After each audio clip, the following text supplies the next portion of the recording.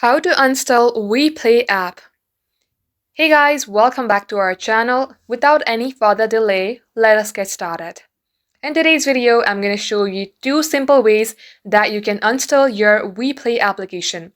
So the first way is, if you see the application in your home screen, long tap onto your app, then here you will see the option of install.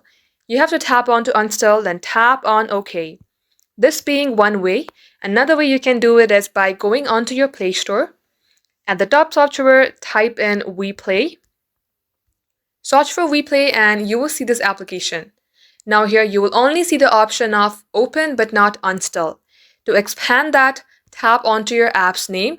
Then you will see install option just beside open option.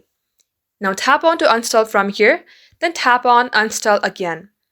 And just like so, now this application has been installed from your device and also removed from your home screen.